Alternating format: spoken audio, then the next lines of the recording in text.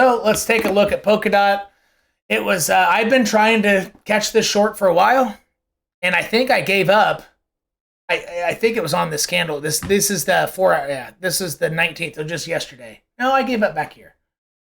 I think I gave up somewhere over here, trying to catch this move. It just kept going sideways and chopping me out. Trying to take a trade down to here. So let's go dive in and see, what was the initiator of this, since Bitcoin hasn't made new local lows and this did. Like, what was the driver? What was I missing? This will be a fun one because I don't know the answer. I'm getting ready to look at it because I didn't know this target was finally hit. I've been waiting for it to hit this orange line from this blue line, and I think I was trying it right when this channel line was hitting here. This is when I became really, it was about 3 days ago I was trying it, and then I gave up. All right, so let's dive in there, see what I was missing. Okay, so on Chainlink, if you're new to my channel, what you are seeing here is a macro. Is it a macro? It's a midterm time frame trading channel. It helps you visualize what the hell is going on with price. It is 166 days long. I only have one horizontal kind of cutting through it, muddying stuff up, right? So trading channel, you won't see this really anywhere else. Because I'm the one who makes this, charts look sexier than any other YouTube channel out there. So this is, if you're newer and you're just catching this part, go ahead and hit subscribe and the bell for all alerts, because I'm going to show you how to, nuanced ways to look at price. And that could, be very, very helpful for you. All right. What was I missing?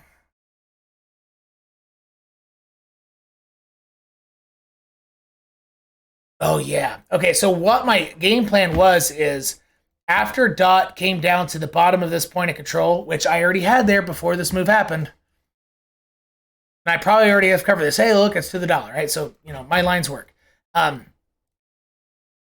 Especially during volatile moves. It hits the volatile moves very, very well. So my original idea was, okay, after this move, if it comes back up to this horizontal, I want to trade a rejection from it and trade it down to here. Yeah, I was only looking for about 4% move, which in this choppy market, I'm technically only looking for about 2% moves. That was my original plan. But I think because this was a failure pattern, I don't think I caught this. I started actually trying it until here. So failure, rejection, I thought I had a greater chance. So I probably started playing it around the 16th, not the 17th. And I was trying to essentially catch a short around here, expecting a rejection. And then as I tried and failed to get into a short, I said, hey, it looks like this is where it's going in this triangle, because you have two real lines interacting. Therefore, if two real lines are close to each other and it will actually get the rejection, then it's going to touch the top one if they're close. That's just how it works. Works with EMA plus a line, EMA plus a horizontal. If they're right next together and price is approaching, it'll just hit the top one, like literally almost every time. All right. But I think it got me out. I don't think I got even, 0.4, that might have stopped me out. Okay, I was probably trying to enter between here and here with a stop just above it, and it got me out. So tried and failed again. And then I think I was in a successful position, but it had not taken my profit yet, because my profit take was down here. And then it just stopped me out. And I think I did it in profit that time. Yeah, the time I had it, I had a profit. So what was I missing? I'm not seeing what I was missing.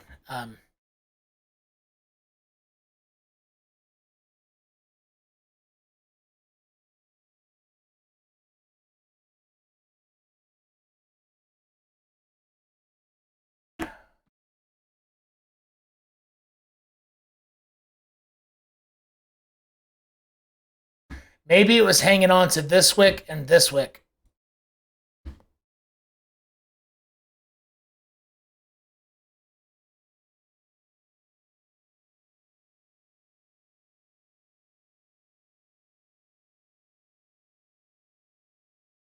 Yep. It was hanging on to that week, so I was missing that.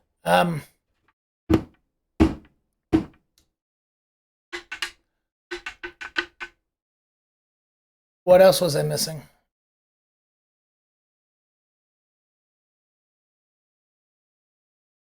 No, I wasn't missing that because I thought this is the daily 10. So because the daily 10 was below, and price of in a bear market typically stays under it, it increased the chance that if it went above here, it would just be a failure pattern, thus be rejected from this blue line. Yeah, I was really interested in trying to catch the short over here.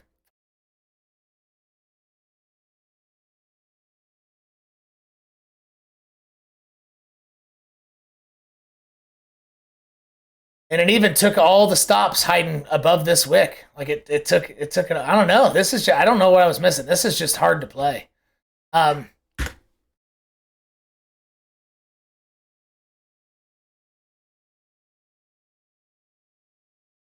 Yeah, this section right here is this is pretty tough. Yeah, I was not successful in trading that. All right, where's it going now? So again, I did all that just to show you that I'm not fail proof, right? That price action kicked my butt, and that's why I try to stress, it is a skill set to learn quickly and accurately when to not trade something. And I think I only tried it 4 or 5. I think I actually tried it 5 times. I should have given up though. I would say DOT has a good chance of coming back up almost exactly to this point right there. So I would say it has 3 most likely points to come up for a lower high. I would say horizontal, and then 1 is a moving target, which is this line here. So see how it used this line as resistance? It might take its time and do it again, like way over. It'll probably take longer to do it though. So these would be my 3 points of lower high targets. But since these are horizontals, these are locked in, right? No matter what timing it is. But the third one right here, the price depends on the timing. Yeah, I think it has an extremely high chance of hitting one of these 3 targets. And then turning back down. And then when it does turn back down after this, then I think it's going to interact. It has a chance to interact heavily with this line. So let's say it could just go like this.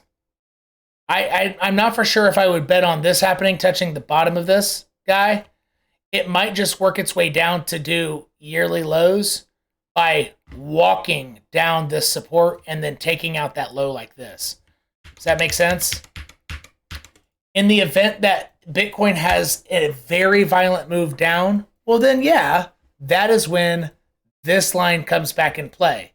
But in the absence of a violent downside move for Bitcoin, I would say it'll walk down here and take out that low over here. But if Bitcoin has a violent move, well, what line nailed where it bottomed last time? Last time I had a violent move, this line. So it's probably that line. And that's how I would, these are all the things that are the bumpers for Polkadot. And also just realize, Polkadot just had an extended period where it was really hard to play, mostly because Bitcoin's going sideways doing nothing. But it could end up being really hard to play back here too. Like right when you're in great position and it starts to go your way, then it just goes boom, get you out, and then it comes down. It could easily happen again. Watch out for that.